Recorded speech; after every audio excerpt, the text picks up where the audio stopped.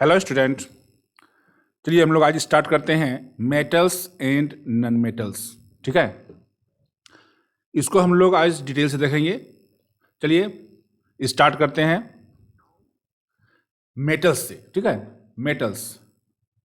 तो metals are the elements that conduct heat and electricity and are malleable and ductile. तो metals जो होते हैं वो क्या करते हैं, कंडक्ट करते हैं क्या, हीट को और इलेक्ट्रिसिटी को। ठीक है, और ये मेलिएबल होते हैं और डक्टाइल होते हैं। अब ये मेलिएबल क्या होता है, डक्टाइल क्या होता है, हम लोग आगे इसका स्टडी करेंगे साथ में। ठीक है, तो मेटल्स जो हुए उसमें हम देखते हैं कि हीट कंडक्ट होता है, साथ साथ में उससे इलेक्ट्रिसिटी भी पास होता है। ओके, तो एग्जाम्पल्स क्या क्या हो गया, iron, aluminium, silver, copper, gold और प्लेटिनम। ये सब क्या है, मेटल्स हैं, और बहुत सारे हैं। ठीक है, लेकिन हम लोग कुछ नाम दिए हैं ताकि आपको मालूम हो जाए क्या मेटल है। Metals are the element which form positive ions. ये क्या करते हैं, इसमें पॉजिटिव आयंस होते हैं, क्योंकि तो ये इलेक्ट्रॉन लॉस करते हैं, इलेक्ट्रॉन किसी को देती हैं, डोनर हैं, इसीलिए ये क्या कहलाते हैं, पॉजिटिव आयन इसमें होता है। इसलिए मेटल को हम लोग क्या कहते हैं, इलेक्ट्रोपॉजिटिव एलिमेंट्स। ठीक है, चलिए अब हम लोग देखते हैं कि मेटल का क्या क्या प्रॉपर्टीज है। हाँ, वो भी पहले हम लोग देखेंगे फिजिकल प्रॉपर्टीज। ठीक है, तो इसमें से सबसे पहले हम लोग जो फिजिकल प्रॉपर्टीज में क्या देखते हैं, इसका हार्डनेस। ठीक है, तो metals are the hard except alkali metals. तो most of the metals are hard, अधिकतर मेटल्स जो होते हैं वो हार्ड होते हैं। और इसमें सिर्फ अगर हम अल्कली मेटल्स को छोड़ दें, जैसे सोडियम हुआ, पोटासियम हुआ, लिथियम हुआ, ये सब क्या है, अल्कली मेटल्स हैं, ये बहुत सॉफ्ट होते हैं, ये हार्ड नहीं होते हैं। ठीक है, और ये इतने सॉफ्ट होते हैं कि इसको हम आसानी से यहाँ से नाइफ से भी काट सकते हैं। ठीक है, इसके बाद हम देखते हैं इसका फिजिकल प्रॉपर्टीज में नेक्स्ट क्या है, स्ट्रेंथ। तो बोलता है most of the metals are strong, अधिकतर मेटल्स जो होते हैं वो क्या होते हैं, स्ट्रॉन्ग होते हैं। जैसे आयरन देखते हैं, लोहा देखते हैं, एल्यूमिनियम देखते हैं, सब क्या होते हैं, स्ट्रॉन्ग होते हैं and have high tensile strength. ठीक है, because of this big structures are made using metals. और ये इसमें क्या होता है, बहुत मजबूत होने के कारण क्या होता है, इसे बड़े बड़े स्ट्रक्चर बनाए जाते हैं। नहीं, और इसी क्या हुआ, कॉपर हुआ, आयरन हुआ, ये सब क्या हुआ, बहुत ही स्ट्रांग होते हैं, इसलिए हम लोग बड़े बड़े बिल्डिंग वगैरह में इसका उपयोग करते हैं। लेकिन कुछ ऐसे भी हैं, जैसे सोडियम हुआ, पोटासियम हुआ, वो काफ़ी सॉफ्ट होते हैं, बहुत ही मुलायम होते हैं। ठीक, अब हम लोग देखते हैं इसका अगला स्टेप क्या है, इसका physical property state. Metals are solid, metals जो होते हैं वो सॉलिड होते हैं, रूम टेम्परेचर पर वो सॉलिड होते हैं। लेकिन एक ऐसा भी मेटल है जो कि रूम टेम्परेचर पर लिक्विड होता है, वो ऐसा, तो वो क्या है, Hg। नहीं, मरकरी जो है ये क्या है, रूम टेम्परेचर पे भी ये लिक्विड फॉर्म में रहता है। नेक्स्ट देखते हैं इसका क्या है, साउंड। तो metals are produce ringing sound, so metals are called sonorous. इसमें क्या होता है, रिंगिंग साउंड सुनाई पड़ता है हमें। Sound of metal is also known as metallic sound, इसे हम लोग क्या कहते हैं, मेटलिक साउंड भी कहते हैं। और this is cause that metals wire are used in making musical instruments. तो हम लोग देखते हैं यही कारण है क्या, कि मेटल के ही जो वायर हैं कि म्यूजिकल इंस्ट्रूमेंट में उसी का उपयोग किया जाता है। ठीक है, अब हम लोग आगे देखते हैं इसमें कि कंडक्शन। ठीक है, इसके बाद हाँ, साउंड के बाद हम लोग कंडक्शन देख रहे हैं। और कंडक्शन क्या हुआ, तो metals are a good conductor of heat and electricity. Metal जो है वो क्या है, बहुत ही अच्छा कंडक्टर किसका है, हीट का है और इलेक्ट्रिसिटी का है। इलेक्ट्रिक भी बहुत इजी वे से उसमें क्रॉस करता है, साथ साथ वो बहुत आसानी से हीट भी हो जाता है। This is the cause that electric wire are made of metals like copper and aluminium. यही कारण है कि इलेक्ट्रिसिटी का गुड कंडक्टर होने के कारण ही हम लोग कॉपर का हुआ या एल्यूमिनियम का वायर बनाते हैं। नहीं, हम लोग जो घर में वायर देखते हैं, जो हम लोग का इलेक्ट्रिक आता है, हम लोग वायरिंग करवाते हैं, तो वो जो वायर है कॉपर का और एल्यूमिनियम का इस समय का बना होता है, इसलिए उसका यूज करते हैं क्योंकि वो गुड कंडक्टर ऑफ इलेक्ट्रिसिटी है। अब हम लोग देखते हैं मेलिएबिलिटी। ठीक है, तो मेटल्स आर मेलिएबल, मतलब this means metals can be beaten into a thin sheet. मतलब मेटल से क्या कर सकते हैं, उसको हम लोग पीट कर एक पत्थर बना सकते हैं, एक थीन शीट बना सकते हैं। बिकॉज ऑफ दिस प्रॉपर्टी, इसी गुण के कारण iron is used in making big ships, कि बड़े बड़े शिप जो जहाज बनते हैं, पानी वाले जहाज होते हैं, उतने बड़े बड़े जहाज बनते हैं, वो सब मेटल के ही बनते हैं। ठीक है, अब आगे देखिए डक्टिलिटी। तो मेटल्स आर डक्टाइल, मतलब this means metals can be drone into thin wire, मतलब कि मेटल से हम पतले तार निकाल सकते हैं। बिकॉज ऑफ दिस प्रॉपर्टी, यही प्रॉपर्टी के कारण a wire is made of metals, कि वायर जो है वो मेटल का बना होता है। अब है आपका melting point and boiling point. ठीक है, तो metals have generally high melting and boiling point. Metal का मेल्टिंग पॉइंट भी और बॉइलिंग पॉइंट भी वो क्या होता है, बहुत ही अधिक होता है। लेकिन कुछ ऐसे भी मेटल हैं जिसका बहुत ही कम मेल्टिंग पॉइंट होता है और बॉइलिंग पॉइंट होता है। वो क्या है, सोडियम और पोटासियम। ये ऐसे मेटल हैं जिसका कि मेल्टिंग पॉइंट और बॉइलिंग पॉइंट बहुत ही लो होता है। डेंसिटी देखते हैं, तो जितने भी मेटल होते हैं उसका हाई डेंसिटी होता है। और कलर देखते हैं, most of the metals are grey in colour. अधिकतर मेटल जो होते हैं उसका कलर कैसा होता है, ग्रे होता है। लेकिन हम लोग देखते हैं गोल्ड हुआ, कॉपर हुआ, ये सब एक्सेप्शन में है, लेकिन अधिकतर जो मेटल है उसका कलर जो होता है वो ग्रे होता है। अब हम लोग देखिए फिजिकल प्रॉपर्टी, बाहर से जो हमको दिखता है या फिजिकल प्रॉपर्टीज जो होते हैं वो मेटल का देखिए। अब हम लोग देखेंगे मेटल का केमिकल प्रॉपर्टीज देखेंगे। ठीक है, तो सबसे पहले इसमें हम देखते हैं रिएक्शन विथ ऑक्सीजन। तो मेटल जो है वो ऑक्सीजन से रिएक्शन करता है और क्या बनाता है, मेटल ऑक्साइड बनाता है। ठीक, देखिए इसमें दिया हुआ है आपका कि most of the metals forms respective metal oxides when react with oxygen. इसका एग्जांपल देखिए यहां दिया हुआ है आपका, reaction of potassium with oxygen. Potassium का अगर ऑक्सीजन से रिएक्शन होता है तो पोटेशियम ऑक्साइड बनता है। Potassium metals form potassium oxide when react with oxygen. जब पोटेशियम ऑक्सीजन से रिएक्शन करता है तो क्या बनाता है, पोटेशियम ऑक्साइड बनाता है। चलिए और कुछ एग्जांपल को हम लोग देखते हैं। अब सोडियम से, तो sodium metal form sodium oxide when reacts with oxygen. तो जब सोडियम रिएक्ट करता है ऑक्सीजन से तो सोडियम ऑक्साइड बनाता है। फिर देखते हैं हम लोग कॉपर ऑक्सीजन से क्या बनाएगा, कॉपर ऑक्साइड बनाएगा, नहीं। फिर आगे देखिए सिल्वर, गोल्ड, प्लेटिनम, ये जो हैं do not combine with the oxygen. ये सब जो हैं ऑक्सीजन से कंबाइन नहीं करते हैं। इवन एट हाई टेम्परेचर, अगर काफ़ी टेम्परेचर भी अगर बढ़ा दिया जाए फिर भी सिल्वर हुआ, गोल्ड हुआ, प्लेटिनम हुआ, वो ऑक्सीजन से रिएक्शन नहीं करते हैं। They are the least reactive, ये बहुत ही कम रिएक्टिव होते हैं। ठीक है, अब आगे देखिए reaction of metals with water. अब हम लोग देखते हैं कि वाटर के साथ मेटल रिएक्शन कैसे करता है। तो metals form respective hydroxide and hydrogen gas when reacting with water. तो मेटल्स क्या करता है कि जब ये वाटर से रिएक्शन करता है तो हाइड्रोक्साइड बनाता है और हाइड्रोजन गैस। ओके, तो मेटल यहां देखिए ओवरऑल लिखे हुए हैं मेटल, और ये वाटर से अगर रिएक्शन कर रहा है तो क्या बन रहा है, इससे मेटल हाइड्रोक्साइड बन रहा है और साथ साथ में क्या कर रहा है, ये हाइड्रोजन गैस मुक्त हो रहा है। तो most of the metal do not react with water. अधिकतर जो मेटल होते हैं वो वाटर से रिएक्शन नहीं करता है। However alkali metals react vigorously with water. लेकिन अल्कली मेटल्स जो होते हैं वो बहुत तीव्र गति से वाटर से प्रतिक्रिया करते हैं। ठीक है, रिएक्शन ऑफ मेटल में हम लोग देखते हैं कि किस प्रकार reaction of sodium metal with water, sodium किस प्रकार पानी से रिएक्शन करता है। तो sodium metal forms sodium hydroxide and liberates hydrogen gas along with lot of heat when reacts with water। तो सोडियम जब वाटर से रिएक्शन करता है तो काफी मात्रा में हीट प्रोड्यूस होता है और साथ साथ में सोडियम हाइड्रोक्साइड और हाइड्रोजन गैस जो है वो रिलीज होता है। ठीक है, अब आगे हम लोग देखते हैं कि जब एल्यूमिनियम मेटल जो है वाटर से रिएक्शन करता है तब क्या होता है। तो reaction of aluminium metals with cold water is too slow, बहुत स्लो होता है।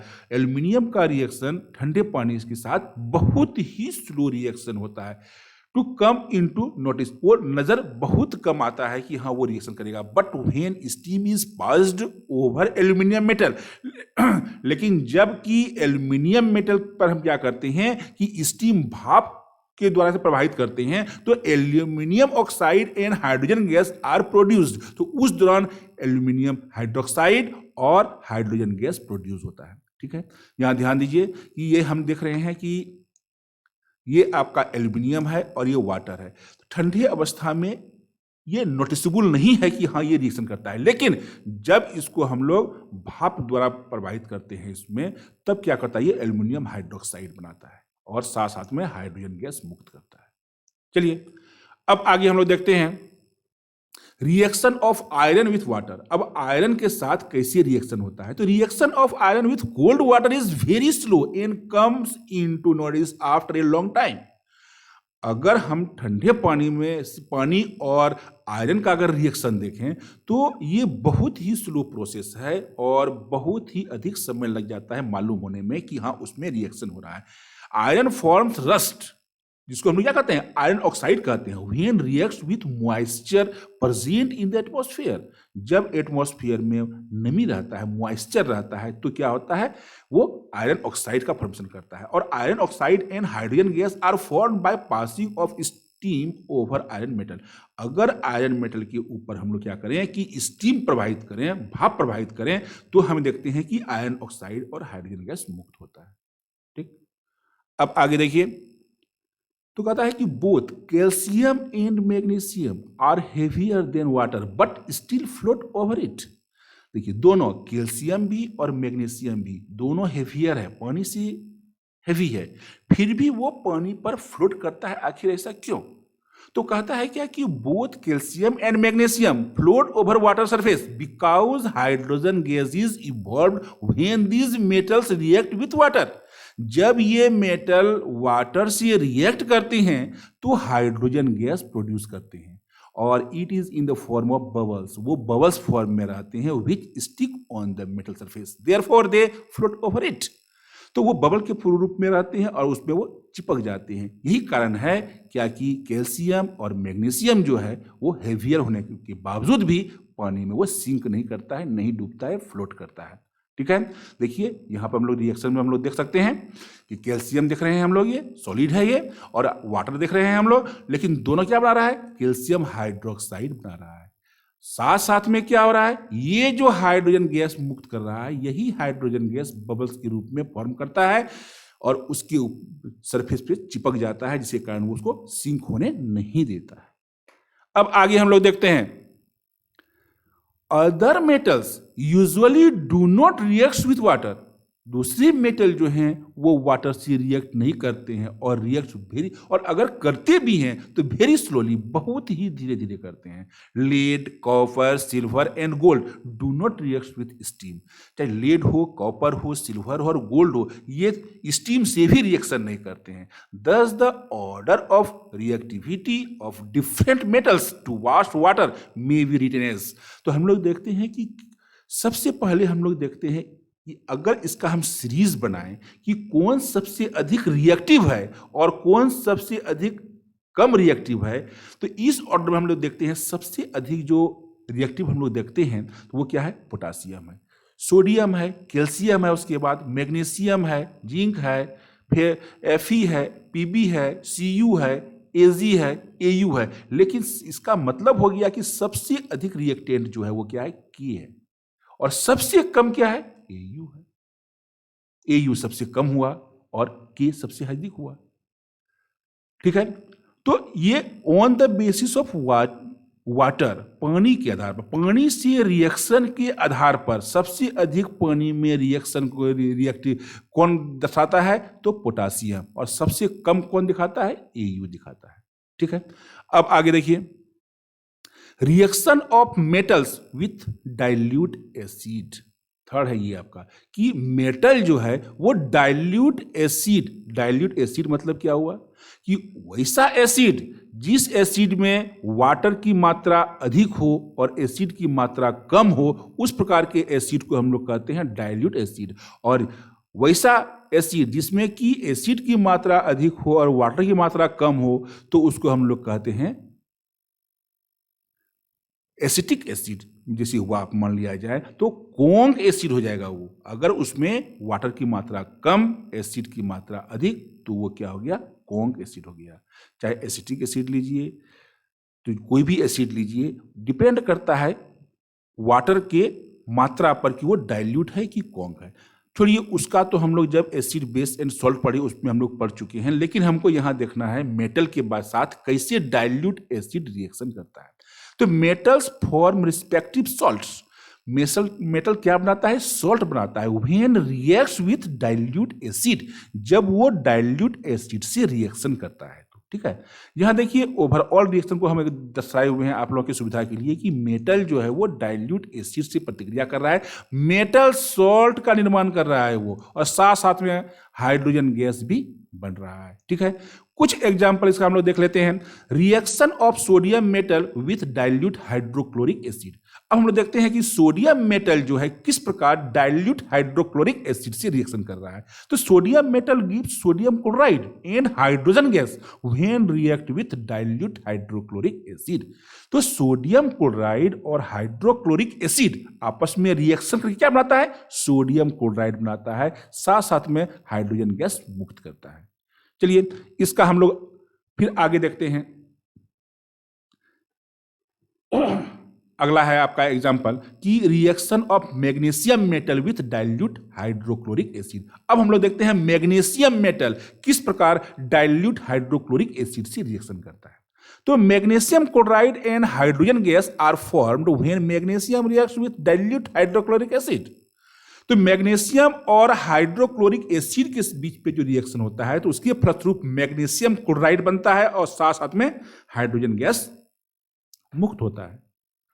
चलिए अगला हम लोग रिएक्शन देखते हैं, जिंक के साथ भी देख लेते हैं। तो जिंक के साथ फिर डाइल्यूट सल्फ्यूरिक एसिड का हम लोग रिएक्शन कराते हैं तो क्या बनता है, जिंक सल्फेट बनता है और हाइड्रोजन गैस मुक्त होता है। नहीं, तो reaction of zinc with dilute sulphuric acid. तो zinc sulphate and hydrogen gas are formed when zinc react with dilute sulphuric acid. This method is used in the laboratory to produce hydrogen gas. Laboratory में भी जो science lab होता है उसमें भी इसका प्रयोग किया जाता है ताकि उससे क्या निकले, हाइड्रोजन गैस निकले। तो उसमें हम लोग सल्फ्यूरिक एसिड और जिंक का प्रयोग करते हैं, जिससे क्या होता है, जिंक सल्फेट बनता है और हाइड्रोजन गैस मुक्त होता है। ओके, चलिए अब आगे हम लोग देखते हैं। Hydrogen gas is not evolved when metal is treated with nitric acid. ध्यान दीजिए, कह रहा है कि हाइड्रोजन गैस जो है वो इवॉल्व नहीं होता है जब हम मेटल को ट्रीट करते हैं, किससे, नाइट्रिक एसिड से अगर हम करते हैं। तो nitric acid is strong oxidising agent. Nitric acid जो है वो बहुत ही स्ट्रॉन्ग ऑक्सीडाइजिंग एजेंट है and it oxidise the hydrogen gas, liberates into water and itself get reduced to some oxide of nitrogen like nitrous oxide, nitric oxide and nitrogen dioxide। समझे कि नहीं। तो कहता है कि हाइड्रोजन गैस जो है वो इवॉल्व नहीं होता है किसके साथ, नाइट्रिक एसिड के साथ। ठीक है, तो बोलता है कॉपर हुआ, गोल्ड हुआ, सिल्वर हुआ, ये सब क्या है, नोबल मेटल्स हैं। मतलब कि these do not react with water, ये वाटर से रिएक्शन नहीं करते हैं या फिर डाइल्यूट एसिड से भी ये रिएक्शन नहीं करते हैं। तो इसका जो हम ऑर्डर देखते हैं, the order of reactivity of metal towards dilute hydrochloric acid और sulphuric acid is the in the order. अब यहां देखिए हम ऑर्डर दिखा रहे हैं किसका, वाटर से नहीं या एसिड से। किस प्रकार एसिड से कौन अधिक रिएक्शन करता है और कौन बहुत ही कम करता है, उसके आधार पर यहां सीरीज बना हुआ है। तो सबसे अधिक जो रिएक्टिव है सल्फ्यूरिक एसिड से, नहीं चाहे वो डाइल्यूट हाइड्रोक्लोरिक एसिड हो चाहे फिर सल्फ्यूरिक एसिड हो, तो सबसे कौन है, तो सबसे पहले हम लोग देखते हैं कि इसमें सबसे अधिक के है नहीं और सबसे लो है एजी। तो हम लोग देखते हैं सोडियम है, कैल्शियम है, मैग्नीशियम है, एल्यूमिनियम है, जिंक है, फेरस है, कॉपर है। तो ये सब क्या है, देखिए सीरियल वाइज दिया हुआ है आपको। तो सबसे अधिक जो रिएक्टिव है वो है आपका के, और सबसे कम जो है वो Hg है। तो इस प्रकार हम लोग देखते हैं कि हाइड्रोजन गैस, ये क्या कहते हैं, हाइड्रोक्लोरिक एसिड और सल्फ्यूरिक एसिड के से जो रिएक्टिविटी है उसके बारे में हम लोग देखिए मेटल का। ओके, अब आगे देखिए, reaction of metals with solution of other metal salt. ठीक है, ये फोर्थ है आपका। तो इसमें हम लोग क्या देख रहे हैं कि reaction of metal with the solution of other metal salt is displacement reaction. ठीक है, मतलब कि रिएक्शन ऑफ मेटल किसके साथ, solution of other metal salt, तो इसको हम लोग कहते हैं displacement reaction. In this reaction more reactive metals displaces the less reactive metal from it's salt. यहां देखिए, जैसे कि यहां आपको हम ओवरऑल दिखाए हुए हैं कि ये देख रहे हैं मेटल ए है और ये सॉल्ट ऑफ मेटल बी है। तो देखते हैं कि क्या बन रहा है, सॉल्ट ऑफ मेटल ए और मेटल बी दोनों प्रोड्यूस हो रहा है। कुछ एग्जाम्पल से हम इसको क्लियर करते हैं। जैसे यहां देखिए, पहला एग्जाम्पल दिया हुआ है, iron displaces copper from copper sulphate solution. ठीक है, अब इसमें देखिए यहां पर आप ध्यान से कि ये हम लोग देख रहे हैं Fe आयरन है और ये CuSO4 कॉपर सल्फेट है। तो यहां ध्यान दीजिएगा कि ये Fe और ये हम लोग देख रहे हैं SO4 एक साथ कंबाइंड हो रहा है। ठीक है, तो क्या बन रहा है यहां पर, ये देखिए, ये थोड़ा उल्टा हो गया, इसमें आपको हम बता रहे हैं।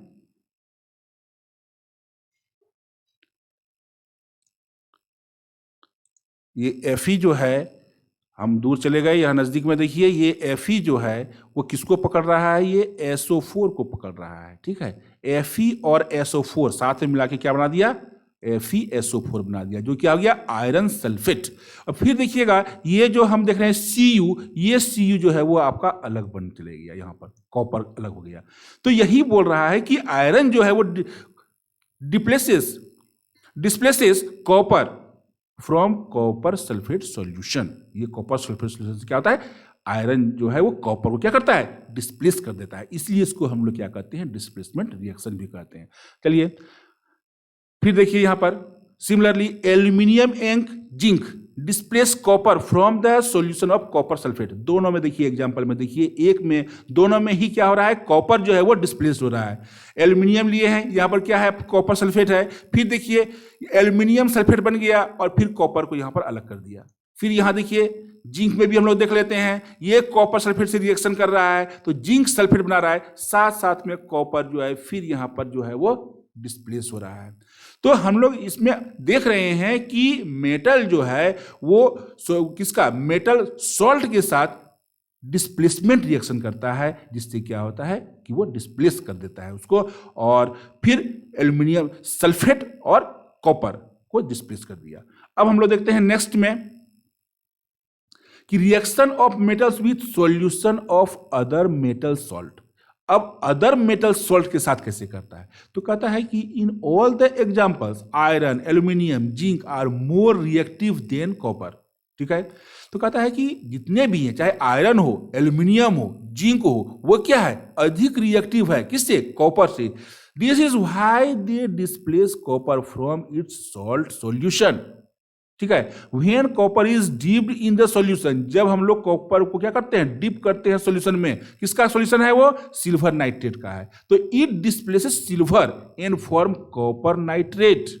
ठीक है, यहां देखिए कॉपर है और फिर क्या किए हैं हम लोग, इसको सिल्वर नाइट्रेट में क्या किए हैं, डिप किए हैं। ठीक है, तो उससे क्या होता है, कॉपर नाइट्रेट बन जाता है और फिर देखते हैं Ag जो है वो अलग हो जाता है, सिल्वर जो है उसको वहां से डिस्प्लेस कर देता है। तो in the reaction copper is more reactive then silver. इस परिस्थिति में क्या है, हम जानते हैं कि कॉपर अधिक रिएक्टिव है, किससे, सिल्वर के बनिस्पत, and hence displaces silver from silver nitrate solution. इसलिए सिल्वर नाइट्रेट सॉल्यूशन से जो हुआ, सिल्वर जो क्या हो गया, डिस्प्लेस हो गया। ओके, चलिए आगे, reaction of metals with solution of other metal salt में हम फिर देखते हैं कुछ एग्जांपल्स इसमें कि silver metals does not react with copper sulphate solution because silver is less reactive than copper and not able to displace copper from its salt solution। तो हम लोग देखते हैं कि अगर सिल्वर और कॉपर सल्फेट के साथ हम रिएक्शन करते हैं तो क्या होता है, इसमें रिएक्शन होता ही नहीं है, क्योंकि तो silver metal does not react with copper. Silver जो है वो कॉपर सल्फेट सॉल्यूशन से रिएक्शन करता ही नहीं है, इसलिए रिएक्शन होगा ही नहीं। और दूसरा एग्जांपल लीजिए आप उसी तरह, when gold is dipped in the solution of copper nitrate, जब हम गोल्ड को क्या करते हैं, कॉपर नाइट्रेट के सॉल्यूशन में हम डुबाते हैं तो नो रिएक्शन टेक्स प्लेस, उसमें भी रिएक्शन नहीं होता है, क्योंकि तो कॉपर जो है वो मोर रिएक्टिव है देन गोल्ड, तो गोल्ड रिएक्टिव नहीं होता है, कॉपर रिएक्टिव होता है, इसीलिए इसमें भी रिएक्शन नहीं होगा।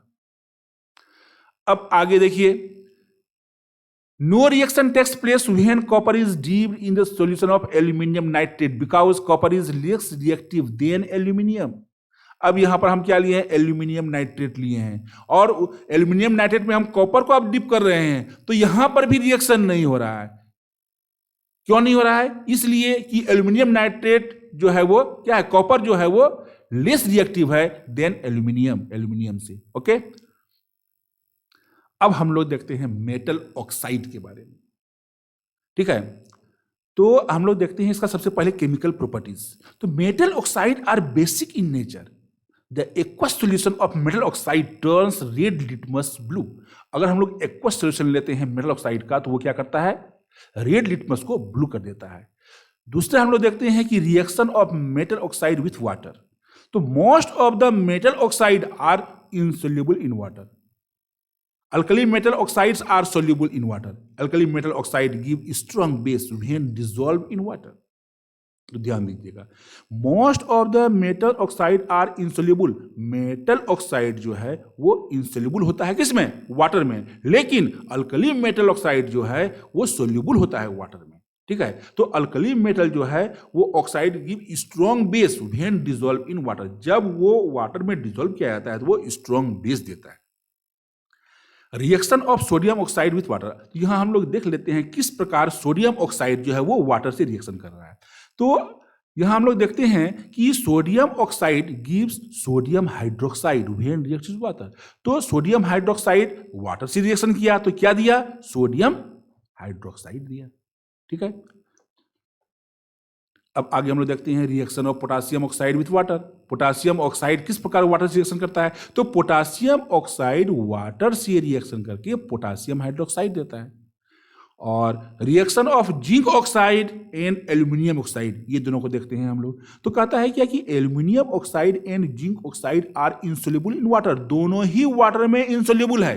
Aluminium oxide and zinc oxide are amphoteric in nature. ये क्या होते हैं, नेचर एम्फोटेरिक होते हैं, और an amphoteric substance source both acidic and basic character. तो ये जो होते हैं क्या करते हैं कि वो एसिड और बेस दोनों के कैरेक्टर को देखकर दर्शाते हैं। और it reacts with base like acid and reacts with an acid like a base. तो वो कैसी प्रतिक्रिया करता है, तो it reacts with base like acid, base से कैसा रिएक्शन करेगा, एसिड की तरह, और एसिड से बेस की तरह रिएक्शन करेगा। और when zinc oxide reacts with sodium hydroxide, और जब जिंक ऑक्साइड सोडियम हाइड्रोक्साइड से रिएक्शन करता है, it behaves like an acid, तो वो एसिड की तरह बिहेव करता है।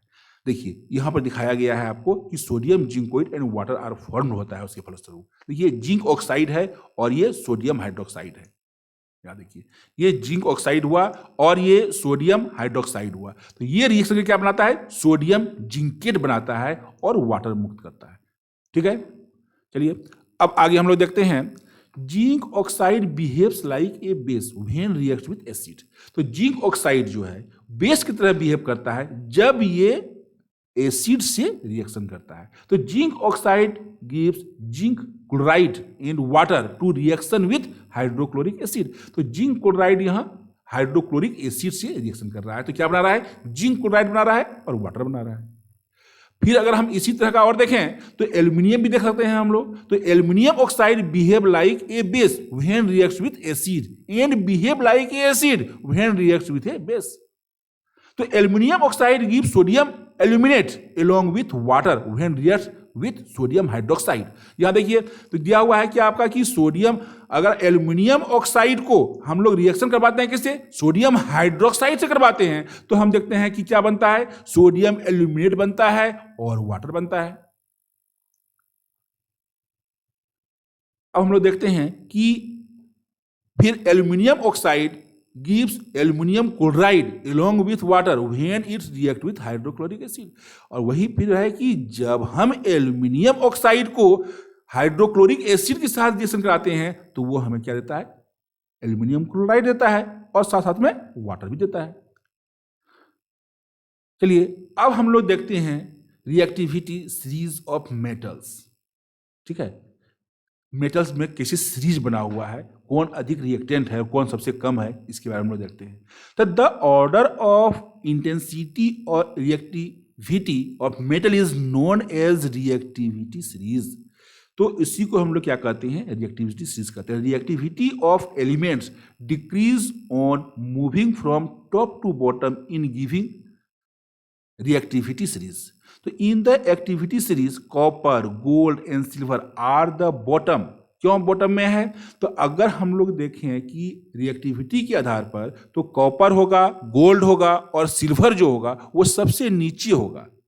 क्यों नीचे होगा, क्योंकि तो वो बहुत ही लीस्ट रिएक्टिव है, बहुत ही कम रिएक्शन करता है, नहीं के बराबर वो रिएक्शन करता है। और these metal are known as noble metal, इसीलिए इसका एक अलग नाम दिया गया है, नोबल मेटल दिया गया है।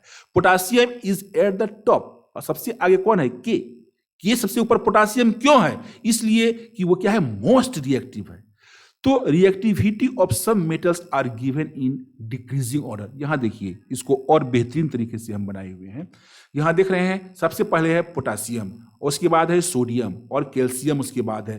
तो सबसे अधिक जो मोस्ट रिएक्टिव है वो पोटासियम है, सोडियम है, कैल्शियम है, मैग्नीशियम है, एल्यूमिनियम है। नहीं तो ये देखते हैं कि ये डिक्रीज करते जा रहा है, मतलब सबसे अधिक जो मोस्ट रिएक्टिव हुआ वो आपका क्या हुआ, पोटासियम हुआ। नहीं तो सबसे अधिक ये रिएक्शन करेगा, इससे कम ये, इससे कम होते होते होते सबसे अगर हम लास्ट तक जाएंगे तो Au गोल्ड जो है वो सबसे कम लिस्ट रिएक्टिव है और सबसे हाईएस्ट कौन है, आपका पोटासियम। तो इसको याद करने का एक बहुत ही आसान तरीका है, आपको एक सेंटेंस याद रखना होगा। ठीक है, please stop calling me a zebra, I like he call me a smart गाय। अगर इस सेंटेंस को आप याद कर लेते हैं तो पूरा का पूरा जो है मोस्ट रिएक्टिव से लिस्ट रिएक्टिव तक का एकदम स्टेप बाय स्टेप आप उस मेटल का नाम जान सकते हैं। प्लीज से आ गया, please stop calling me a zebra, पहले यहां तक देखिए, please stop calling me a zebra. तो P से हो गया पोटासियम, S से हो गया आपका सोडियम, C से हो गया कैल्शियम, Me से हो गया मैग्नीशियम और A से हो गया एल्यूमिनियम और जेब्रा से हो गया zinc. Please stop calling me a zebra. ठीक है, I like he call me a smart guy. I मतलब आयरन, ठीक है, like lead, he hydrogen, call copper, me mercury, smart S silver और जी गाइस मतलब गोल्ड। तो अगर हम स्टेप सीरियल वाइज इसको हम याद करना चाहें कि सबसे अधिक रिएक्टेंट कौन है, उसके बाद कौन है, थर्ड में कौन है, फोर्थ में कौन है, फिफ्थ में कौन है, तो इस सेंटेंस के द्वारा आप इसको समझ सकते हैं या याद रख सकते हैं। चलिए अब आगे देखते हैं हम लोग नॉन मेटल्स के बारे में। ठीक है, तो non metals are the elements that do not conduct electricity and are neither malleable nor ductile. कहता है नॉन मेटल्स जो है तो ऐसा एलिमेंट है जो डू नॉट कंडक्ट इलेक्ट्रिसिटी, इसके द्वारा इलेक्ट्रिसिटी कंडक्ट नहीं होता है और न ही ये मेलेबल होता है और न ही ये डक्टाइल होता है। मतलब कि मेटल का जो डिफिनेशन था ठीक उसका अपोजिट है ये। अगर कुछ एग्जांपल को लें इसमें तो हम लोग कार्बन है, सल्फर है, फॉस्फोरस है, सिलिकॉन है, हाइड्रोजन है, oxygen, nitrogen, chlorine, bromine, neon और आर्गन और बहुत सारे हैं ऐसे। तो कुछ जो इंपॉर्टेंट है आपका इसमें हम नाम दिए हुए हैं। चलिए आगे देखते हैं। तो बोलता है कि non metals are the element which form negative ions. हम लोग जानते हैं मेटल जो है वो पॉजिटिव आयन बना रहा था, लेकिन नॉन मेटल नेगेटिव आयंस बना रहे हैं बाय गेनिंग एन इलेक्ट्रॉन। क्योंकि तो ये इसीलिए नेगेटिव चार्ज है क्योंकि ये इलेक्ट्रॉन लेता है। अब जान रहे हैं कि हम जब कोई किसी को कुछ देता है तो वो डोनर हुआ तो पॉजिटिव चार्ज हो गया, अगर कोई किसी से कुछ ले रहा है तो वो नेगेटिव चार्ज हो गया। Thus non metals are also known as electronegative elements. इसीलिए हम लोग नॉन मेटल को क्या कहते हैं? इलेक्ट्रोनेगेटिव मेटल्स कहते हैं। अब हम लोग फिर इसका फिजिकल प्रॉपर्टीज देखते हैं नॉन मेटल का।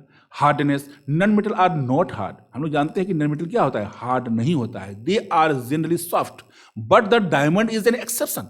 लेकिन हम लोग जानते हैं जितने भी मेटल हैं सभी बहुत सॉफ्ट होते हैं, लेकिन इसका एक्सेप्शन कौन है? डायमंड है। It is the hardest naturally occurring substance. ये बहुत ही हार्ड होता है। अब नेक्स्ट हम लोग देखते हैं इसका फिजिकल प्रॉपर्टीज में state. Non metals may be solid, liquid और गैस। ये सॉलिड भी हो सकता है, लिक्विड भी हो सकता है और गैस भी हो सकता है।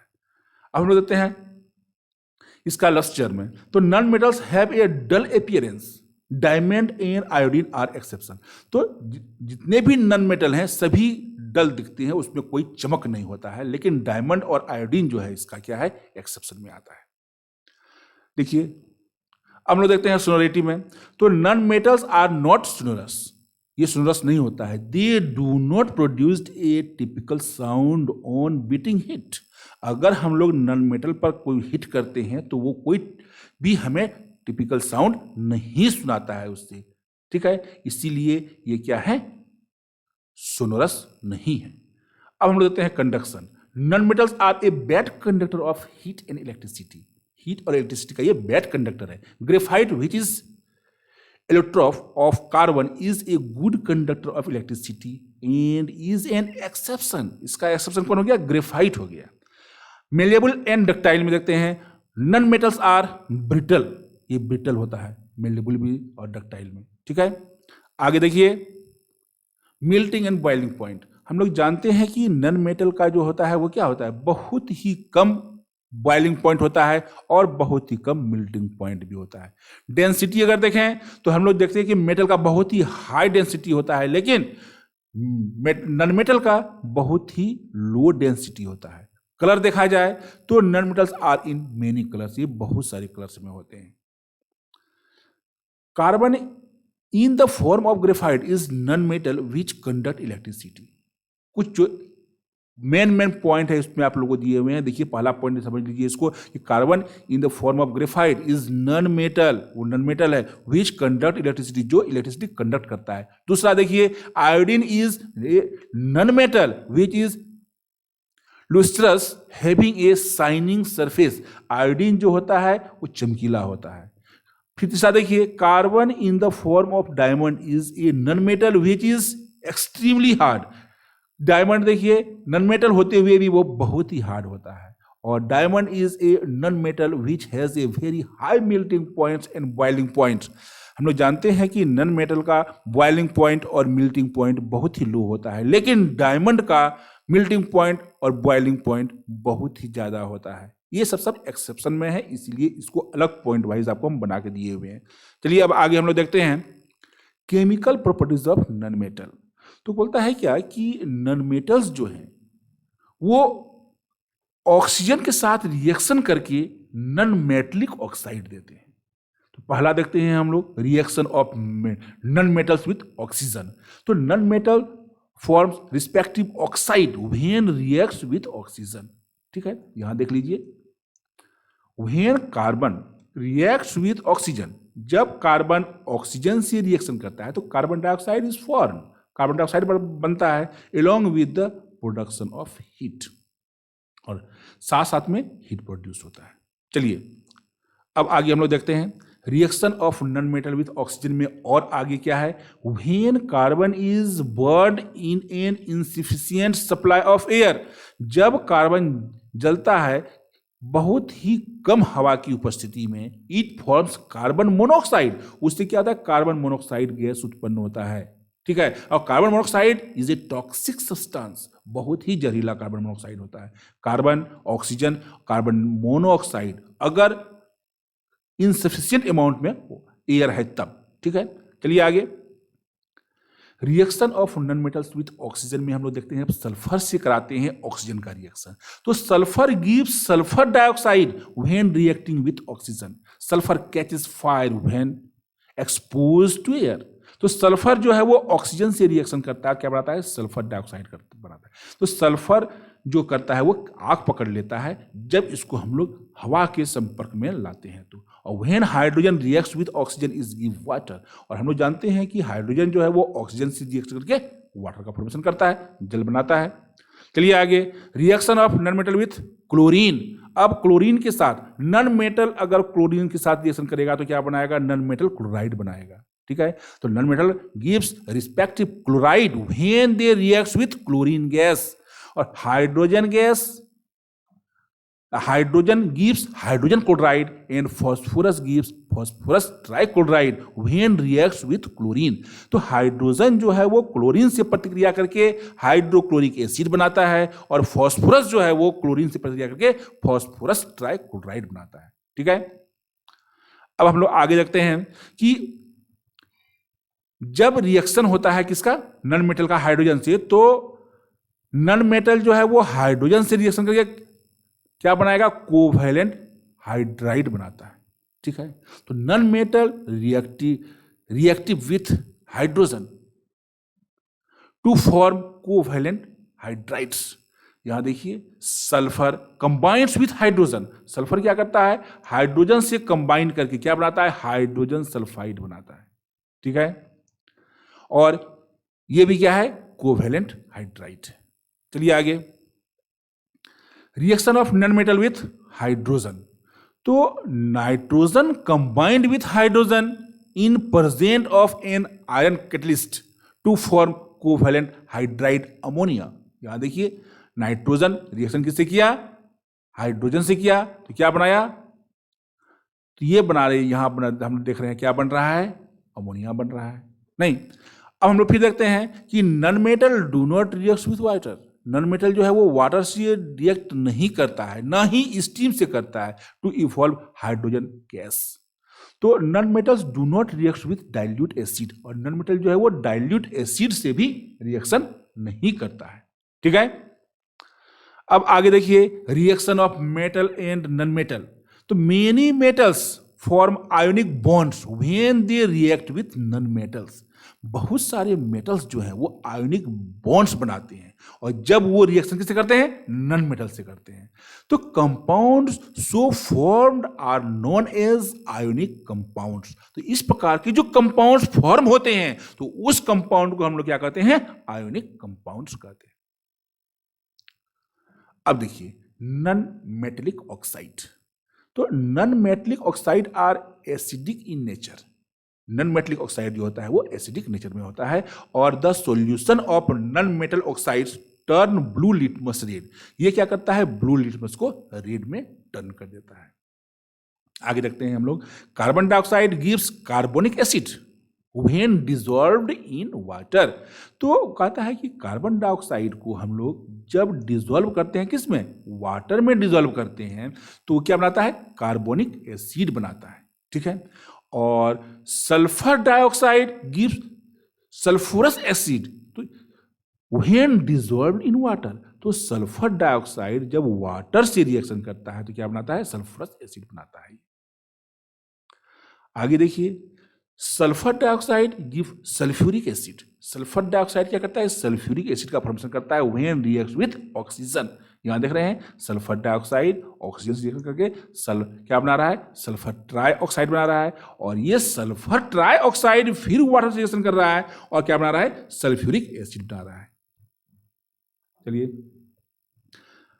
अब आगे हम लोग देखते हैं आयंस के बारे में। ठीक है, तो पॉजिटिव और negative charged atom are known as ions. तो पॉजिटिव और नेगेटिव चार्ज्ड आयन को, एटम्स को हम लोग क्या कहते हैं? आयंस कहते हैं। तो ions are formed because of loss और गेन ऑफ इलेक्ट्रॉन्स। तो आयन का जो फॉर्मेशन होता है क्यों होता है? इसलिए क्योंकि तो कोई इलेक्ट्रॉन को लॉस करे चाहे गेन करे, दोनों ही परिस्थिति में क्या होते हैं? आयंस फॉर्म होते हैं। तो atoms forms ion obtained by the electronic configuration of the nearest noble gas. तो atoms form ions obtained by the electronic configuration of the nearest noble gas। ठीक है, तो इसमें देखिए और अधिक समझ में आपको आएगा। तो कहता है कि हम लोग दो आयन देखें, एक देखते हैं पॉजिटिव आयन और एक देखते हैं हम लोग नेगेटिव आयन के बारे में। ठीक है, तो यहां देखिए कहता है क्या कि a positive ion is form because of the loss of electrons by an atom. जब कोई एटम इलेक्ट्रॉन लॉस करता है तो नेगेटिव आयन फॉर्म होता है। ठीक है, और following are the some example of positive ion. तो नेगेटिव आयन का है और पॉजिटिव आयन में हम लोग ऐसे लिखते हैं, प्लस ई लिख देते हैं, और ये हो गया आपका नेगेटिव आयन और ये हो गया आपका पॉजिटिव आयन। ठीक है, तो इस प्रकार देखिए कि following are the some examples of ion. Sodium form sodium ion because of the loss of one electron. Sodium क्या है, उसके पास जो है वो एक इलेक्ट्रॉन अधिक है, इसीलिए वो क्या करता है, डोनेट करता है एक इलेक्ट्रॉन को। ठीक है, because of this loss of one electron one positive charge come over the sodium. तो इस रिएक्शन में हम देख रहे हैं ना कि यहाँ पे सोडियम है, Na है, तो ये क्या कर रहा है कि इसके ऊपर में एक पॉजिटिव चार्ज है, इसलिए इसके ऊपर में एक पॉजिटिव चार्ज है क्योंकि इसने एक इलेक्ट्रॉन डोनेट करेगा ये। ठीक है, और magnesium forms positive ion because of loss of two electrons. तो मैग्नीशियम क्या करता है, तो सोडियम जो है वो एक ही इलेक्ट्रॉन दे सकता है, लेकिन मैग्नीशियम जो है वो दो इलेक्ट्रॉन डोनेट कर सकता है। तो टू पॉजिटिव चार्ज जो है उसके ऊपर हो गया, इसलिए शो कर रहा है, हम जो यहाँ देख रहे हैं +2 लिखा हुआ है, इसका मतलब है कि मैग्नीशियम जो है दो इलेक्ट्रॉन जो है वो दे सकता है।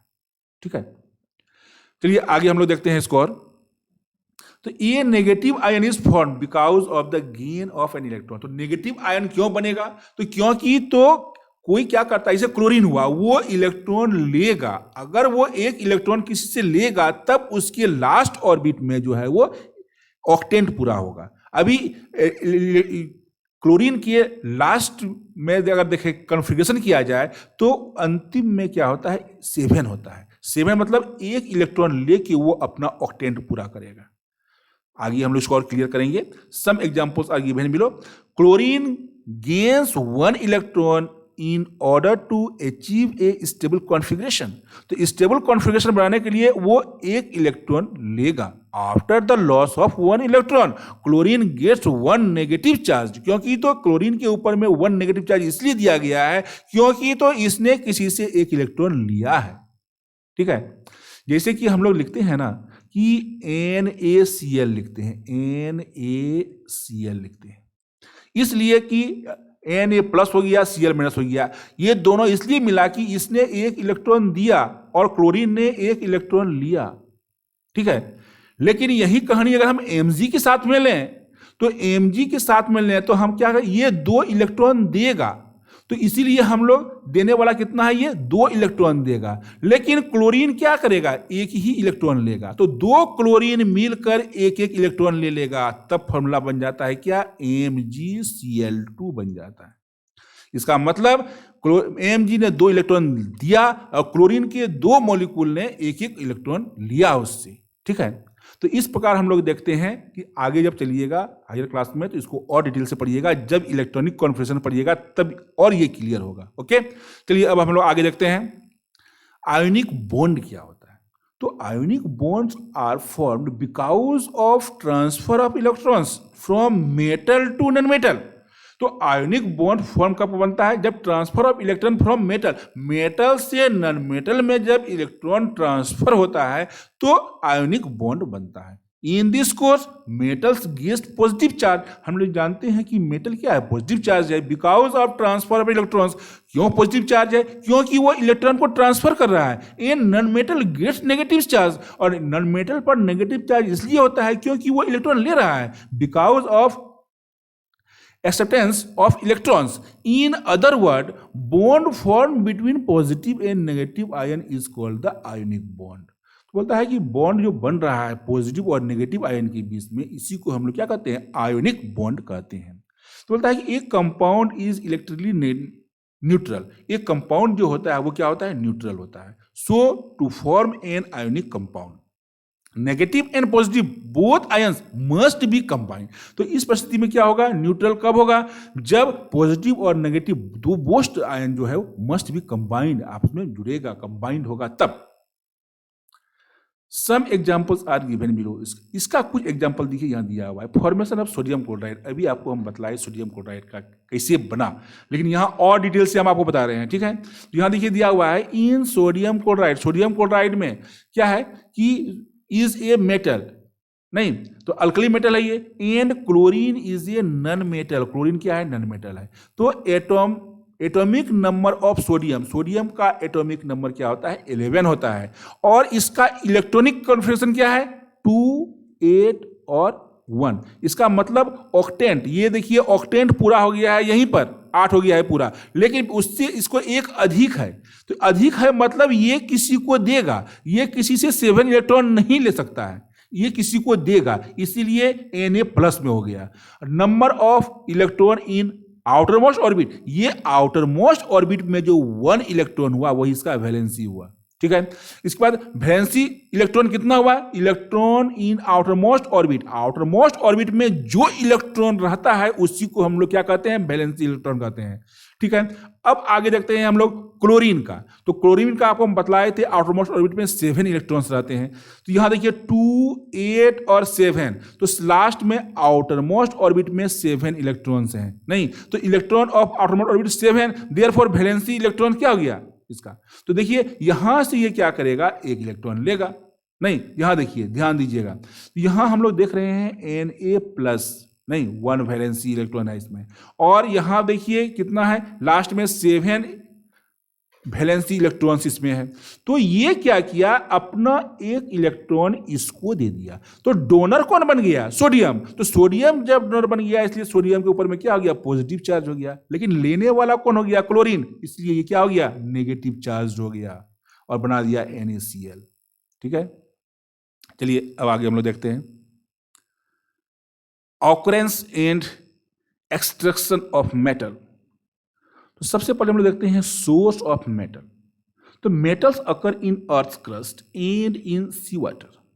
तो मेटल जो है वो कहाँ हमें मिलेगा, अर्थ क्रस्ट में मिलेगा और या फिर सी वाटर में मिलेगा, समुद्र के जल में मिलेगा, in the form of ores. तो earth crust is the major source of metal. तो मेटल का जो मेन सोर्स है, मेजर सोर्स वो क्या है, अर्थ क्रस्ट है। और sea water contains many salt such as sodium chloride, magnesium, chlorine etcetera. फिर हम लोग देखते हैं मिनरल्स के बारे में। तो mineral are naturally occurring substance. Mineral क्या है, वो नेचुरली अकरिंग सब्सटेंस है which have a uniform composition. और उसके बाद हम लोग देखेंगे ओस प्रॉफिटेबल जानना एक्सट्रैक्टेड। तो क्या हुआ ओस, तो बोलता है कि द मिनरल्स, तो कहता है which the metal can be, which a metal can be profitable extracted are called ore. तो जिससे कि मेटल जो है निकालने में हमें फायदा हो तो उसी हम ओस कहेंगे, ठीक है।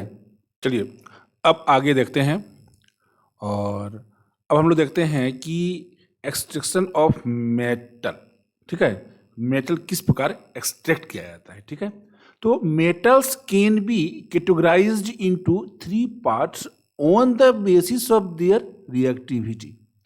तो रिएक्टिविटी के आधार पर मेटल को हम लोग 3 भागों में डिवाइड करते हैं। एक हो गया आपका जो कि मोस्ट रिएक्टिव, दूसरा हो गया मीडियम रिएक्टिव और तीसरा हो गया लीस्ट रिएक्टिव, ओके। तो 3 major steps involved in the extraction of a metal from its ore are concentration और इनरिचमेंट ऑफ ओर्स, दूसरा हुआ conversion of concentrated ores into crude metal, and third हो गया refining of impure and crude metal. तो सबसे पहला इसको जो हम लोग 3 भागों में बांटते हैं, पहला हो गया आपका क्या, कंसंट्रेशन ऑफ ओर्स, और दूसरा हुआ कि conversion of concentrated ores into crude metal, कि उसको जो कि कन्वर्शन करना किसको है, तो कंसंट्रेटेड ओर्स को कन्वर्ट करना है क्रूड मेटल में, और थर्ड में आता है उसका रिफाइनिंग, ठीक है। चलिए हम लोग 1 बाय 1 देखते हैं इसको। तो सबसे पहले हम लोग देखते हैं कि कंसंट्रेशन ऑफ ओर्स को हम लोग 3 भागों में डिवाइड किए। पहला हो गया मेटल ऑफ हाई रिएक्टिविटी, दूसरा हो गया मेटल ऑफ मीडियम रिएक्टिविटी, और तीसरा हो गया मेटल्स ऑफ लो रिएक्टिविटी। 3 प्रकार के ग्रुपों में इसको हम लोग डिस्ट्रीब्यूट किए। वो मेटल जो क्या होता है हाईली रिएक्टिविटी बहुत अधिक रिएक्टिव होता है, उस प्रकार के मेटल को हम लोग सबसे क्या होता है उसका कि इलेक्ट्रोलाइसिस करते हैं मोल्टेन ओर्स का, और उसके बाद हमें प्योर मेटल प्राप्त हो जाता है। लेकिन जो मेटल की मीडियम रिएक्टिव है उसको हम लोग दो प्रोसेस से उसकी मेटल के ऑक्साइड में चेंज करते हैं। एक है कार्बोनेट ओर और दूसरा होता है सल्फाइड ओर। ठीक है, तो जो कि कार्बोनेट ओर होता है उसका हम लोग कैल्सिनेशन करते हैं और उसके बाद तब उसका ऑक्साइड ऑफ मेटल बनता है, तब रिडक्शन ऑफ मेटल होता है, तब प्यूरिफिकेशन ऑफ मेटल होता है। लेकिन जो कि सल्फाइड ओर से हैं उसका रोस्टिंग होता है, रोस्टिंग करने के बाद तब क्या होता है वो ऑक्साइड ऑफ मेटल बनता है, उसके बाद फिर उसका रिडक्शन ऑफ मेटल होता है, फिर उसका प्यूरिफिकेशन ऑफ मेटल होता है। और जो मेटल की बहुत ही लो रिएक्टिविटी है जिसका है, तो उसका सबसे पहले सल्फाइड ओस में चेंज होता है, उसके बाद उसका रोस्टिंग होता है, तब मेटल, और तब उसका रिफाइनिंग होता है। इस प्रकार ये फ्लो चार्ट हुआ किसका, एक्सट्रैक्शन ऑफ मेटल का। चलिए हम लोग आगे स्टडी करते हैं सबको वन बाय वन। सबसे पहला देखते हैं हम लोग कंसंट्रेशन ऑफ ओर्स। तो removal of impurities, concentration of ores का मतलब क्या हुआ, रिमूवल ऑफ इंप्योरिटीज, उसमें जो अशुद्धियां हैं उसको रिमूव करना। जैसे क्या हुआ, सॉइल हुआ, सैंड हुआ, stone, silicates etcetera from mines ores is known as concentration of ores. ठीक है, और ores which are mined often contain many impurities. These impurities are called gang. तो कहता है कि हम लोग जानते हैं कि माइंस जब हम निकालते हैं किसी भी ओस को तो उसमें बहुत सारी अशुद्धियां आती है, उससे हम लोग गैंग कहते हैं। फर्स्ट और कंसंट्रेशन इज डन, सबसे पहले क्या होता है उसका कंसंट्रेशन होता है, मतलब कि उसका जितने भी उसमें सॉइल, सैंड, स्टोन ये सब है इसको पहले रिमूव किया जाता है। और the concentration of ores is also known as enrichment of ores. Concentration of ores को हम लोग का दूसरा भी नाम क्या है, इनरिचमेंट ऑफ ओर्स। तो process of concentration depend upon physical and chemical properties of ores. तो कहता है कि यह जो प्रोसेस होता है, कंसंट्रेशन प्रोसेस जो होता है, ये डिपेंड किस पे करता है, डिपेंड करता है कि उसकी फिजिकल और केमिकल प्रॉपर्टीज का, कि ओर्स का किस प्रकार केमिकल और फिजिकल प्रॉपर्टीज है। ग्रेविटी सेपरेशन है, इलेक्ट्रोमैग्नेटिक सेपरेशन है, तो बहुत सारे ऐसे सेपरेशन प्रोसेस हैं जिसके दौरान इसको पार किया जाता है, जिसमें इसको ट्रांसफर किया जाता है कि ग्रेविटी सेपरेशन होगा या इलेक्ट्रोमैग्नेटिक सेपरेशन होगा, किस प्रोसेस से इसको हम लोग कंसंट्रेशन इसका कर सकते हैं ओर्स का। तो some examples of the processes which are applied for concentration of ore यहां पर दिया गया है, उसको हम लोग देख लेते हैं।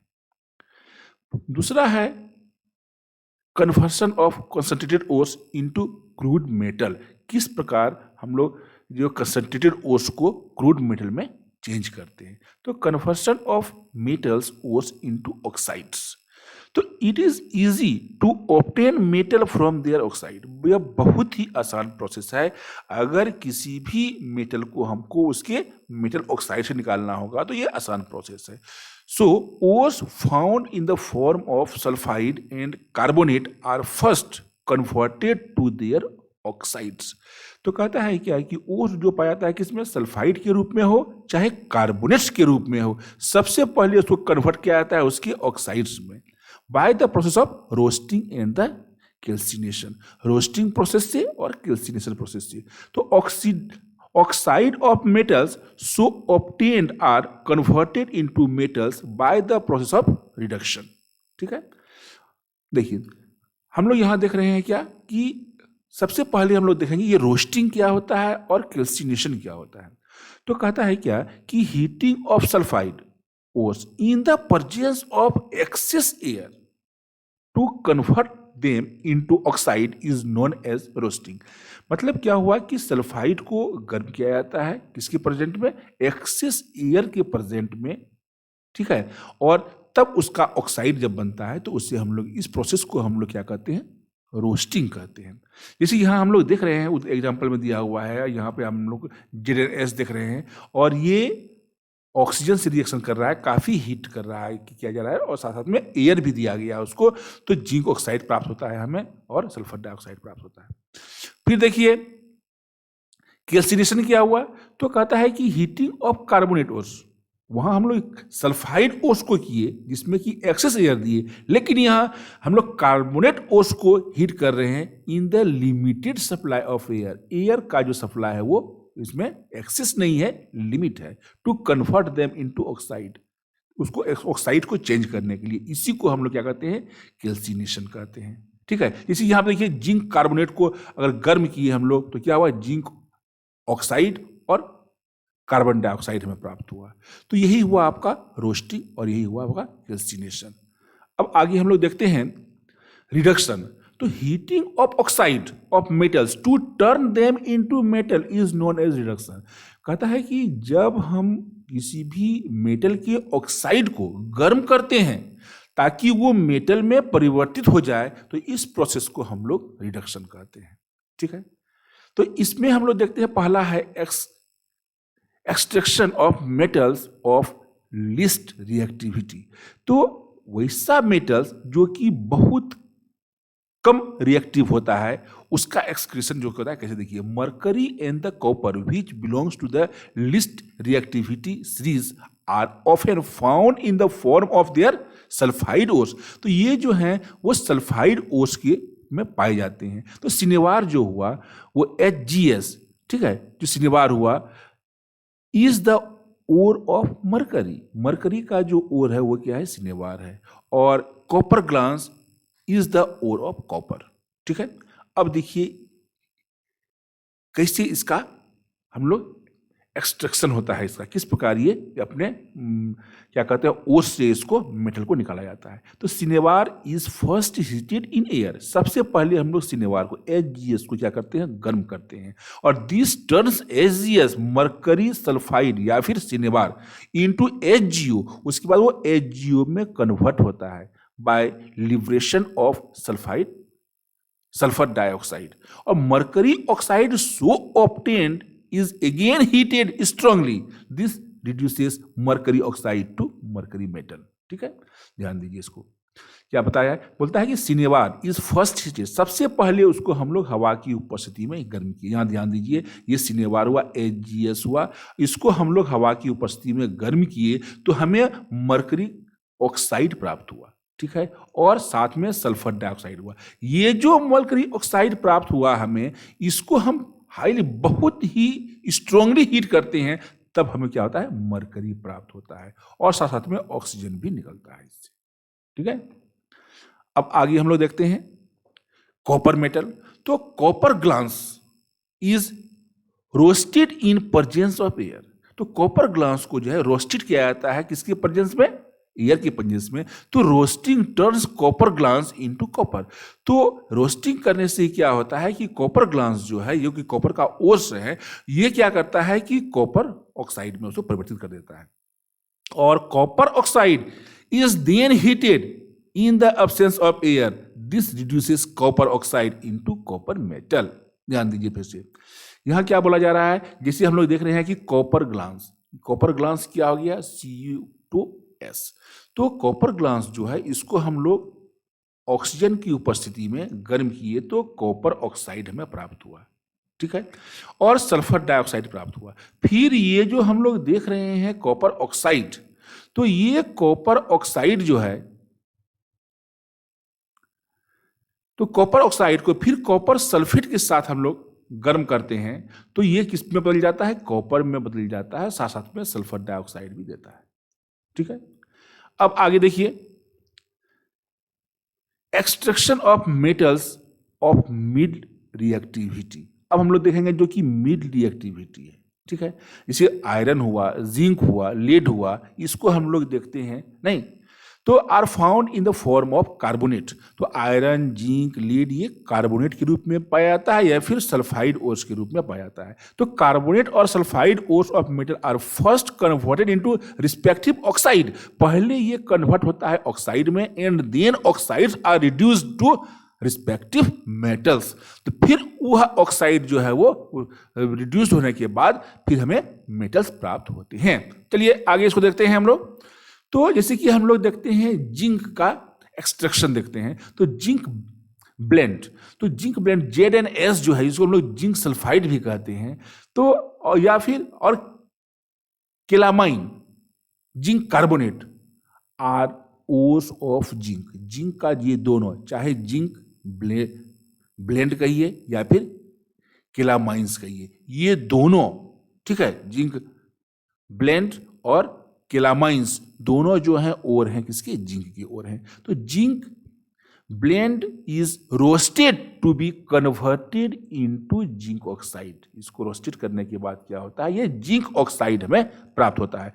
और जिंक स्फर कहे या फिर केलामाइन कहे, is put under calcination to be converted into zinc oxide. यहां ध्यान दीजिए, देखिए इससे स्पष्ट हो जाएगा। जिंक ब्लेड है और ऑक्सीजन की उपस्थिति में, ठीक है, तो इसको हम लोग क्या बनाया, ये जिंक ऑक्साइड बनाया और सल्फर डाइऑक्साइड बनाया, ठीक है।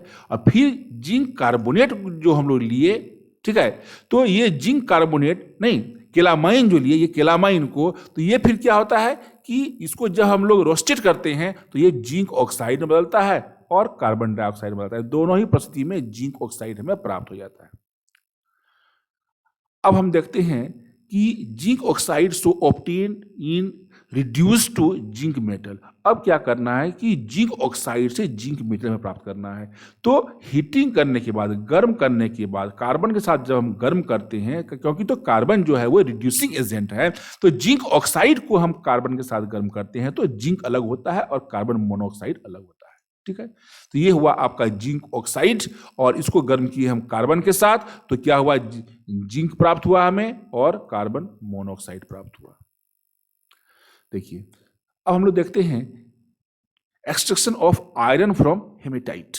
हेमेटाइट से किस प्रकार हम आयरन निकालते हैं। तो haematite ore is heated with carbon to be reduce to iron metal. तो ये जो हम देखते हैं कि आयरन ऑक्साइड जो है, इसको हम लोग कार्बन के साथ गर्म करते हैं तो हमें क्या मिलता है, आयरन मिलता है और कार्बन डाइऑक्साइड रिलीज होता है, ठीक है। अब देखिए, तो कहता है कि अब हम लोग देखते हैं किसका, लेड ऑक्साइड का। तो lead oxide is heated with carbon.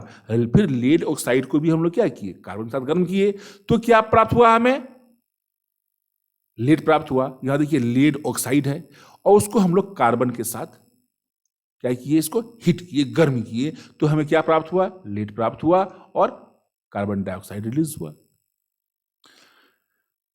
अब हम लोग देखते हैं फिर reduction of metal oxide by heating with aluminium. तो बोलता है metal oxides are heated with aluminium.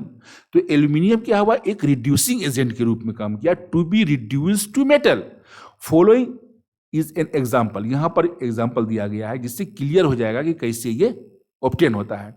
तो manganese oxide and copper oxide are reduced to respective metal when heated with aluminium. अब यहां देखिए, दोनों परिस्थिति में देखिएगा, यहां देखिए मैग्नीज डाइऑक्साइड है और एल्यूमिनियम के साथ इसको हम लोग हीट किए तो मैग्नीज निकल रहा है और एल्यूमिनियम ऑक्साइड भी प्राप्त हो रहा है। फिर देखिए कॉपर ऑक्साइड लिए हम और फिर यहां एल्यूमिनियम लिए हम, इस परिस्थिति में कॉपर अलग हो गया और एल्यूमिनियम ऑक्साइड हमें प्राप्त हो रहा है नहीं, और साथ साथ में काफी मात्रा में हीट भी इससे निकलता है, ठीक है। अब है देखिए ये आपका क्या थर्माइट रिएक्शन। तो ferric oxide when heated with aluminium is reduced to iron metal. तो फेरिक ऑक्साइड को जब हम लोग गर्म करते हैं एल्यूमिनियम के साथ तो आयरन मेटल में प्राप्त होता है। In this reaction a lot of heat is produced, और इसके दौरान काफी मात्रा में हीट जो है वो प्रोड्यूस होता है। The thermite reaction is used in the welding of electric conductor, नहीं iron joint etcetera such as joints in railway track. तो वो जो लोग वेल्डिंग करते हैं ना, तो वही हुआ आपका क्या, थर्माइट रिएक्शन हुआ, और वही जो है उतना अधिक एनर्जी उससे प्राप्त होता है, ठीक है। और this is also known as thermite welding, ठीक है।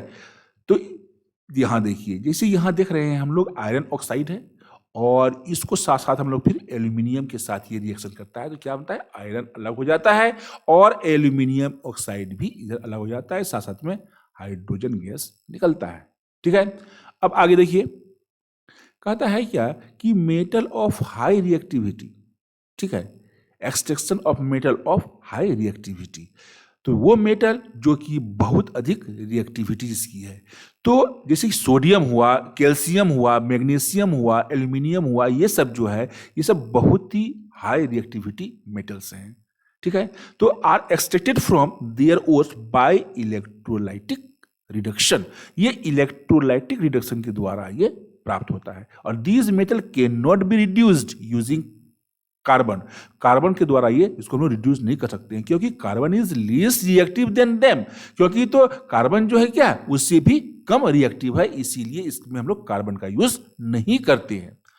अब देखिए इलेक्ट्रोलाइटिक रिडक्शन क्या है, तो electric current is pass through the molten state of metal ores, बोलता है कि जब उस मेटल ओर्स को मोल्टेन पिघला हुआ मेटल ओर्स में इलेक्ट्रिक करंट जब पास करते हैं तो metal being positively charged is deposit over the cathode, cathode के ऊपर क्या करता है मेटल जो है वो जमा हो जाता है। इससे क्या हुआ, when an electric current is pass through molten state of solution of sodium chloride, अगर सोडियम क्लोराइड के मोल्टेन स्टेज में हम लोग इलेक्ट्रिक करंट पास करते हैं तो क्या होता है, sodium metal gets deposited over the cathode, cathode पर जो होता है वो सोडियम मेटल जाके जमा हो जाता है। ठीक है, यहाँ देखिए यहाँ दिया गया है सोडियम के साथ किया गया है तो सोडियम प्राप्त हुआ हमें, और फिर NaCl के माध्यम से क्या हुआ हमें, Na भी प्राप्त हुआ और Cl2 प्राप्त हुआ, सोडियम भी प्राप्त हुआ, क्लोरीन भी प्राप्त हुआ। नहीं तो metals obtain from the process of electrolytic reduction are pure in form, तो वो जो होता है एकदम प्योर फॉर्म में होता है। अब देखिए यहाँ हम स्पष्ट कर देंगे आप लोगों को कि metals extracted from various method contain some impurities, thus they are required to be refined. Most of the metals are refined using electrolytic refining. इसी के द्वारा, इसी प्रोसेस के द्वारा क्या आता है, हमें प्योर मेटल प्राप्त होता है। यहाँ ध्यान दीजिए कि एक है आपका कैथोड, ठीक है, और ये कैथोड जो है इसके ऊपर में जो पत्थर जो लगाया गया है ये बहुत ही थीन पत्थर है और वो भी एकदम प्योर मेटल का है। ठीक है, और इसमें यहाँ पर जो है ये आपका ओस है, ये क्या कहते हैं जो कि इम्प्योर था वो है, तो एनोड में, और कैथोड तो देखते हैं कि जब इसमें क्या होता है कि कॉपर सल्फेट सॉल्यूशन इसमें लिया गया है और ये टैंक लिया गया, इसमें जब हम ऑन करते हैं, जब इसमें हम बिजली प्रवाहित करते हैं तो क्या होता है कि इसके ऊपर जो प्योर मेटल है उसी की ओर इसका जो है सब जितने भी प्योर मेटल होते हैं इस पे आके जमा हो जाता है यहाँ पर।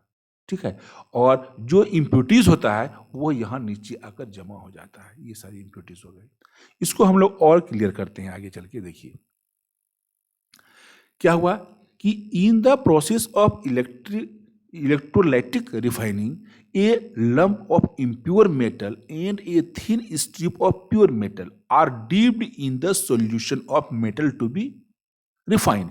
देखिए दो उसमें लैंप था, तो दो लैंप जो था उसमें एक में क्या था कि इम्प्योर मेटल का था और थिन स्ट्रिप था उसका प्योर मेटल का।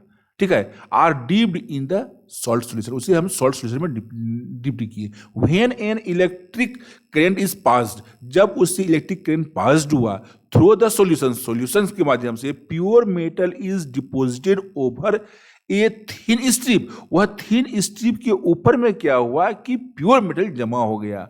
ठीक है, from A lamp of impure metal, और दूसरा जो इम्प्योर मेटल का लैंप था उससे जो है वो दूसरे में जाके जमा हो गया। In this impure metal is used as anode, और इम्प्योर मेटल जो है वो एनोड का काम कर रहा है और प्योर मेटल जो है is used as a cathode, और कैथोड पर जो है वो प्योर जाके जमा हो रहा है। ये जो अभी आपको हम लोग बताए यही चीज यहाँ दिया हुआ है।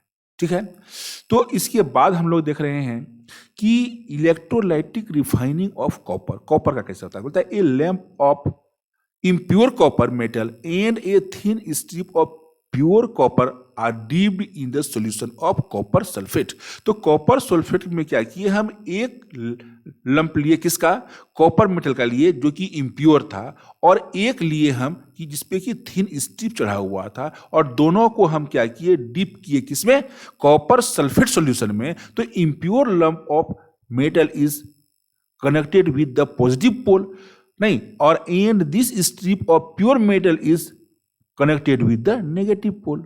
तो प्योर मेटल जो है वो नेगेटिव पोल पे जाके जमा हो जाता है। When electric current is pass through the solution, और जब उस सॉल्यूशन के माध्यम से इलेक्ट्रिक करंट हम पास करते हैं, pure metal from anode moves towards cathode, नहीं, तो प्योर मेटल जो है वो कैथोड की तरफ मूव करता है, एनोड की तरफ मूव करता है, नहीं, towards cathode, and is deposit over it, और उसके ऊपर में जमा हो जाता है। तो pure metal from anode move towards to cathode, तो एनोड से मूव करके वो कैथोड की ओर चले जाता है pure metal, and is deposited over it, और उसके ऊपर जमा हो जाता है। और impurities present in metal are settle near the bottom of anode in the solution, और नीचे जो है, एनोड के नीचे जो है वो बॉटम में आके वो इम्प्योरिटीज आके जमा हो जाता है। Settle impurities in the solution are called anode mud.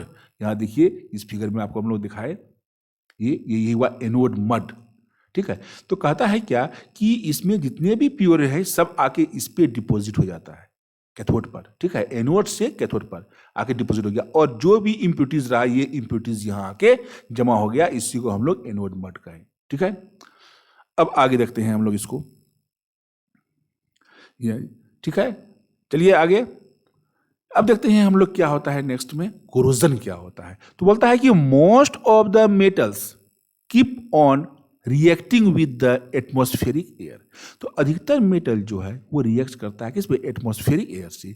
This leads to the formation of a layer over the metal, जिससे क्या होता है कि मेटल के ऊपर में एक लेयर जमा हो जाता है। In the long run the underlying layer of metal keeps on getting lost due to conversion into oxide or sulfide or carbonate etc. As a result, the metal gets eaten up. तो कहता है कि अगर उसमें atmospheric air के संपर्क में आ गया तो वो क्या होता है, धीरे धीरे उसमें क्या हो जाता है कि वो उसमें ऑक्साइड में या सल्फाइड में या कार्बोनेट में परिवर्तित होकर धीरे धीरे उसका रिजल्ट क्या होता है, पूरा का पूरा मेटल ही समाप्त हो जाता है। और इस प्रोसेस को ही क्या कहते हैं, कोरोजन कहा जाता है, ठीक है। आगे देखिए, कहता है रस्टिंग ऑफ आयरन क्या हुआ। तो rusting of iron is the most common form of corrosion.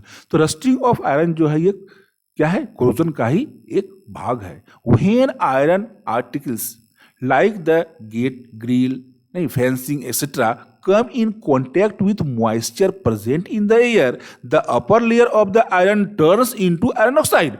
तो कहता है क्या कि हम लोग जो ग्रिल हुआ, चाहे हम लोग फेंसिंग में या गेट में जो हम लोग लगाते हैं ग्रिल वगैरह, तो सब आयरन के होते हैं। तो उसके ऊपर में अगर हम लोग कांटेक्ट में आता है, अगर एयर के मॉइस्चर के साथ कांटेक्ट में आता है, तो उसके ऊपर में एक लेयर जमा हो जाता है जिसको हम लोग आयरन ऑक्साइड कहते हैं। और iron oxide is brown red in colour, वो ब्राउन रेड कलर का हो जाता है, जिसको हम लोग जंग लगना कहते हैं, इज नोन एज रस्ट, उसी को हम लोग रस्ट कहे, जंग कहे।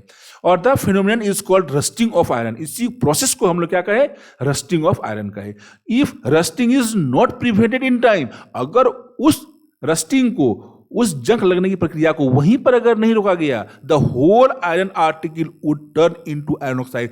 तो क्या होगा, धीरे धीरे जितने भी आयरन हैं, पूरा का पूरा आयरन आर्टिकल जो है वो टर्न हो जाएगा किसमें, आयरन ऑक्साइड में चेंज हो जाएगा। This is also known as corrosion, जिसको हम लोग कोरोजन कहते हैं ऑफ आयरन।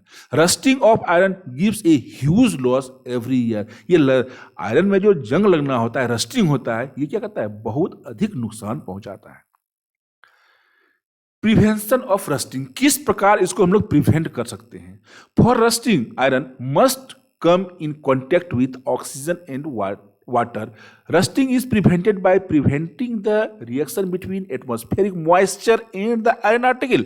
तो कहने का मतलब है कि ये जो रस्टिंग होता है वो होता है जब मॉइस्चर को जो है एटमॉस्फेरिक मॉइस्चर जब उस आर्टिकल के कांटेक्ट में आता है, अगर उस आर्टिकल को हम उसके कांटेक्ट में आने ही नहीं दें, एटमॉस्फेरिक मॉइस्चर को आयरन के कांटेक्ट में अगर हम नहीं आने दें तो वो क्या होगा, रस्टिंग ब्लॉक हो जाएगा।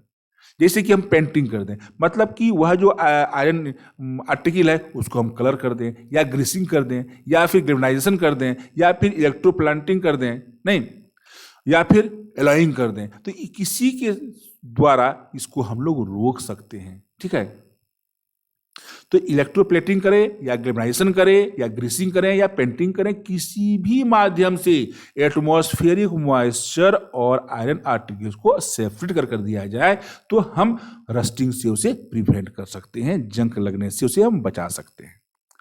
अब हम लोग देख लेते हैं थोड़ा एलॉयज के बारे में।